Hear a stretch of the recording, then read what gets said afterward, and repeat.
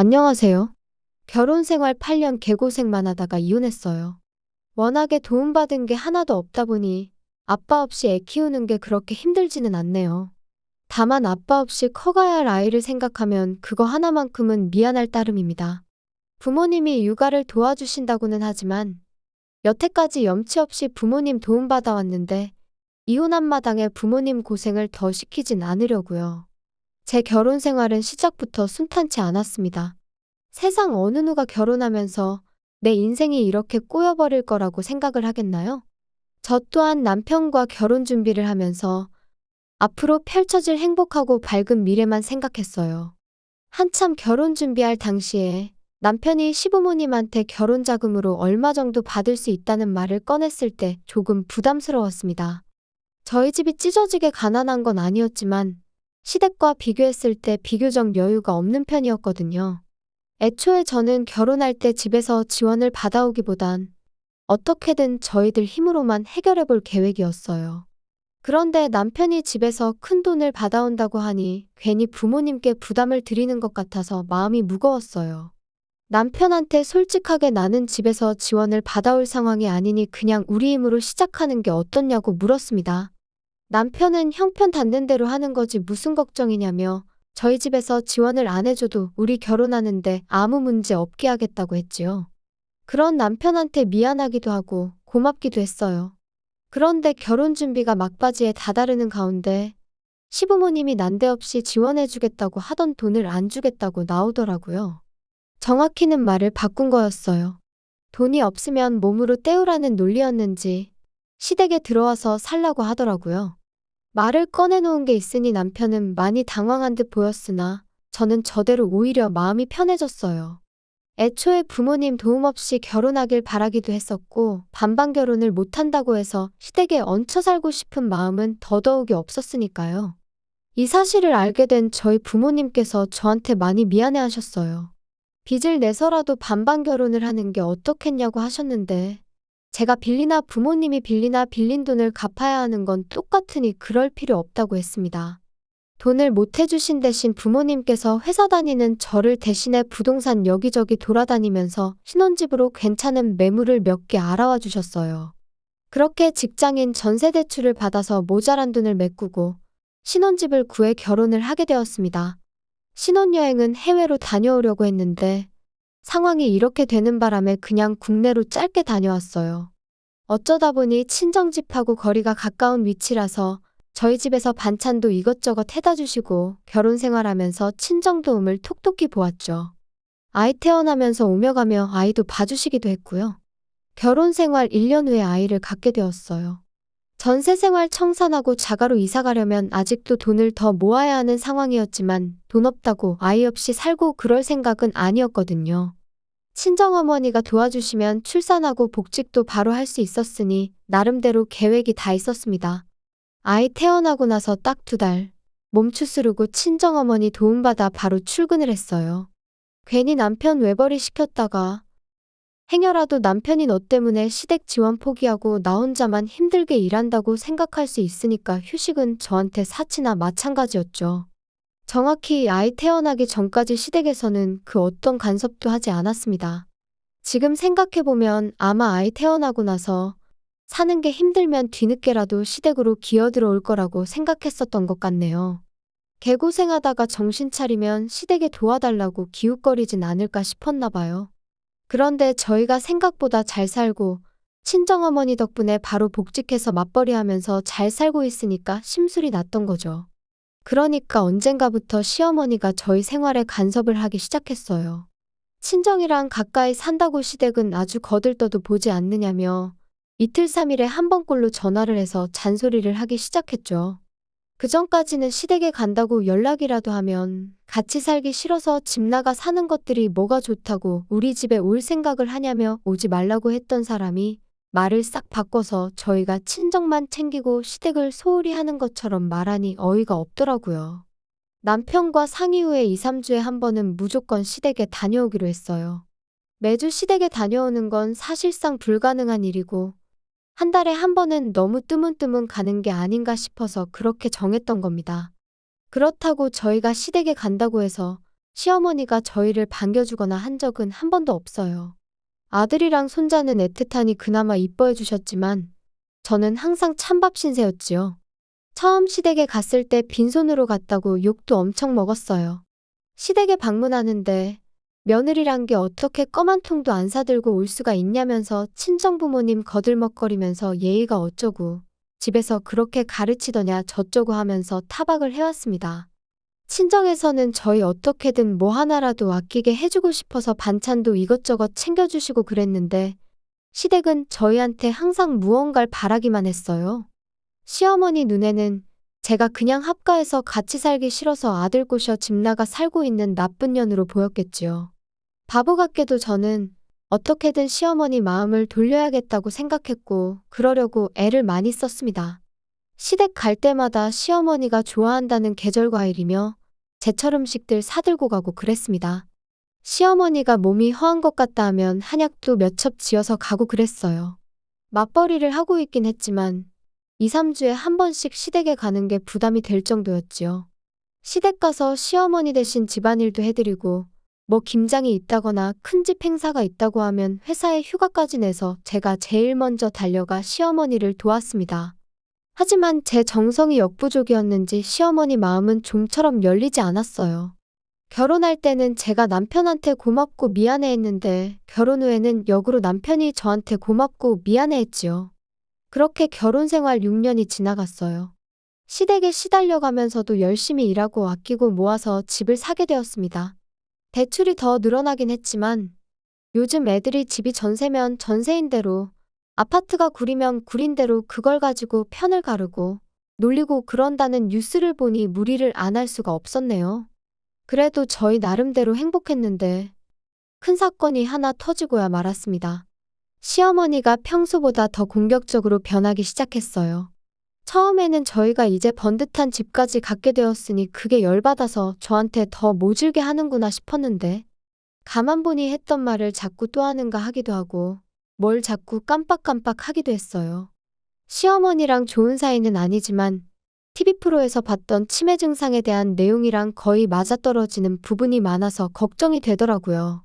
시어머니는 물론이고 신우랑 아버님, 남편한테도 어머님 병원 한번 다녀와야 하는 거 아니냐고 물어봤는데 다들 하나같이 멀쩡한 사람을 치매 환자로 만드냐며 뭐라고 했었어요.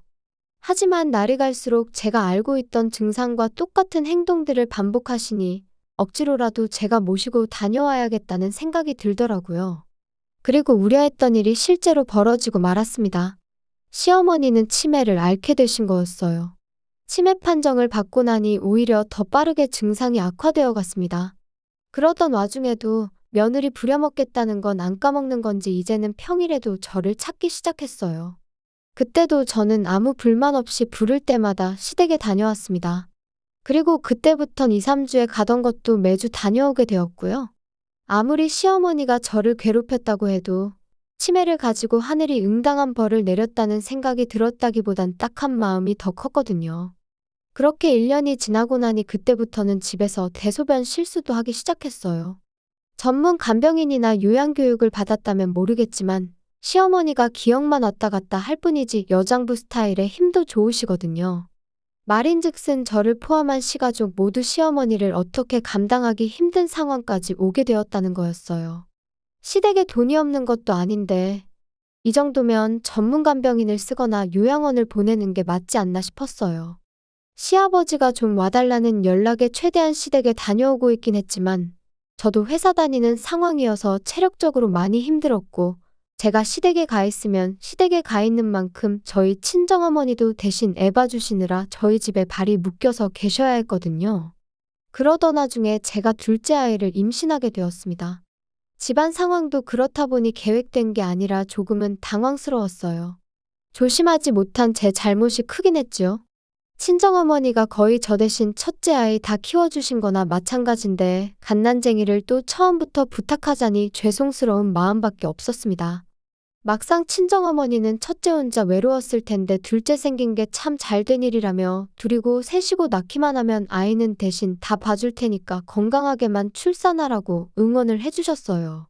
시댁은 상황이다 보니 둘째 이야기를 어떻게 꺼내야 할지 참 고민이 되었는데 언제까지 숨길 수 없는 노릇이었으니 그냥 날 잡고 찾아가서 시아버지한테 말씀드렸어요.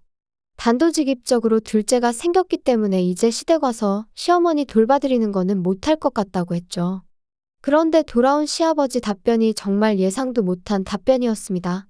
친정에서처럼 둘째 아이 생긴 거 축하한다는 말까지 바란 건 아니었는데 애 가진 거랑 집사람 돌봐주는 거랑 무슨 상관이냐며 잔머리 쓰지 말고 주말에는 시댁 와서 집사람 돌봐주라는 대답을 들었기 때문이에요.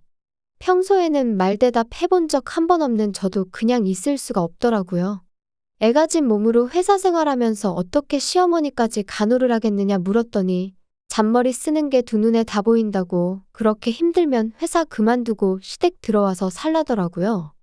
애초에 집사람 치매 걸린 게 너네가 안 들어와 살아서 그런 거라면서 아예 시어머니가 치매를 가진 이유를 저한테 덤태기까지 씌우는 겁니다. 하도 어이가 없어서 그렇게 못하겠다 말하고 그냥 집으로 돌아와 버렸어요.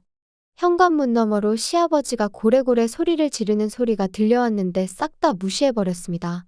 그리고 그날 저녁에 신우한테 전화를 받았어요. 신우도 좋은 소리 하나 안 하더라고요.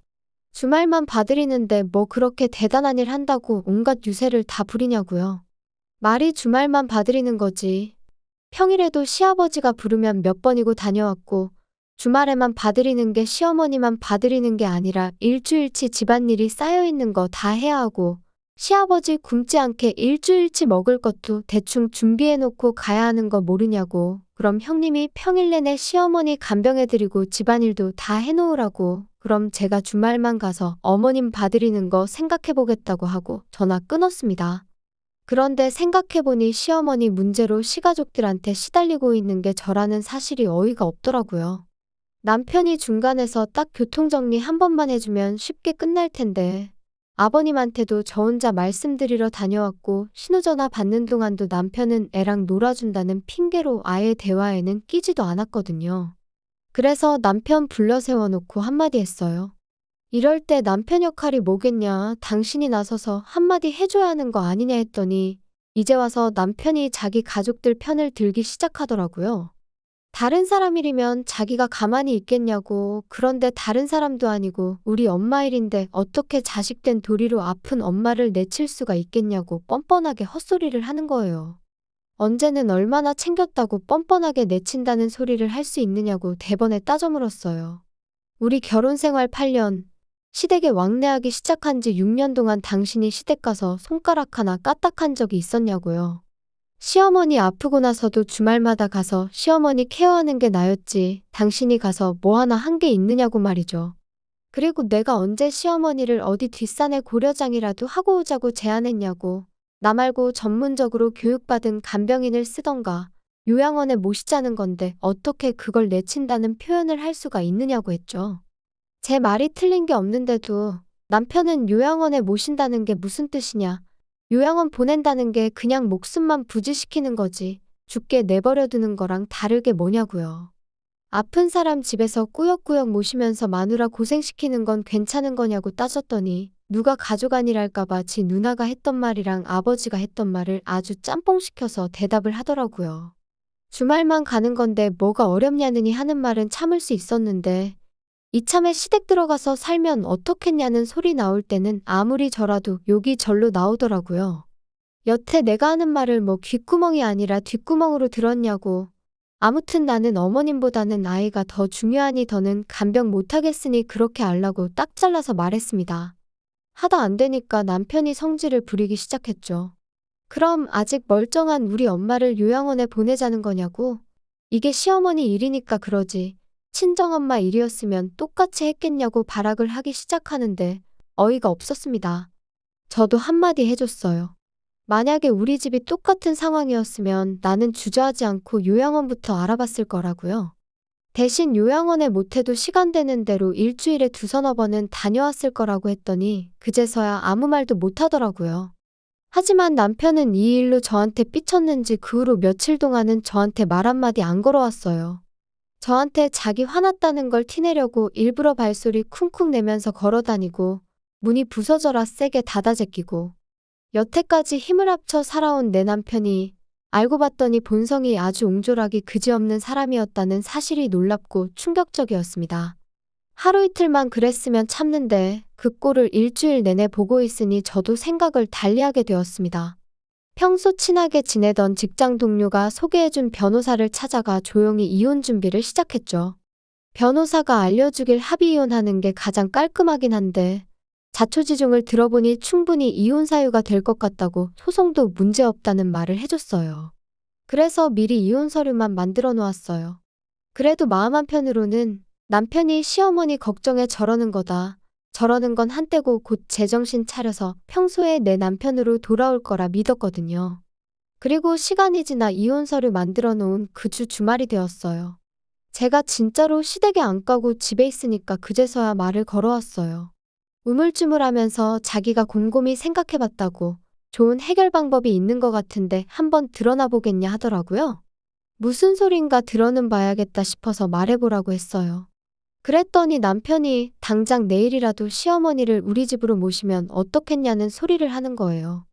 어차피 장모님이 아침에 오셔서 아이 돌봐주시지 않냐. 그럼 낮 동안에는 장모님이 우리 엄마 간병을 좀 해주고 퇴근하고 오면 우리가 간병하면 되는 거 아니겠냐고요.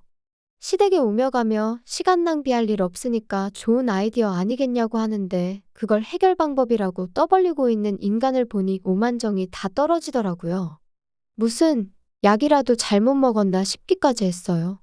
그게 아니고서야 어떻게 맨정신으로 저딴 소리를 해결 방법이랍시고 짓거릴 수나 있는지 싶었거든요. 내가 못한다니까 이젠 지 장모, 우리 엄마한테까지 시어머니 간병을 생각하는 인간 꼬라지를 보니 저 자식 입에서는 죽어도 자기 입으로 엄마 간병은 자식인 내가 직접 하겠다는 말은 나올 것처럼 보이지 않았습니다. 요양원에 모신다거나 간병인을 쓴다거나 하는 말은 입 밖에도 꺼내지 않을 거라는 사실은 뭐 안 봐도 비디오였고요.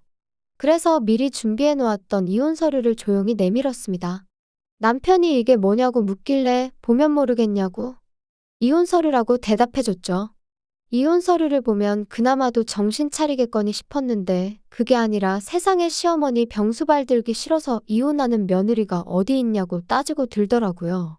여기까지면 나도 할 만큼 한 것 같다고, 내 말이 맞는 것 같으면 조용히 사인하고 그게 싫으면 어디 소송까지 가서 진흙탕 싸움 한번 해보자고 한마디 했지요. 제가 진심인 걸 눈치챈 건지 남편이 그래도 아이를 생각하면 이혼만큼은 하면 안 되는 거 아니겠냐 했죠. 나는 당신한테 충분한 기회를 준 것 같다고, 그렇게 아이를 생각했으면 당신도 나한테 그러면 안 되는 거 아니었냐 했더니 말을 잇지 못하더라고요. 막상 자기를 포함한 시가족들이 저한테 해온 것들이 전부 이혼 사유라는 건 알고 있었는지 남편이 소송까지는 가지 않고 협의 이혼을 하기로 결정되었어요. 8년을 그렇게 푸대접 받으며 꾸역꾸역 버티고 살았는데 이혼하고 나니 하루아침에 남남이 돼버리는데 마음이 착잡하기도 하고 한편으로는 후련하기도 하더라고요. 이혼하고 나서야 왜 시댁에서 시어머니를 요양원에 모시기 싫어했는지, 간병인을 구할 생각이 없었는지를 알게 되었어요.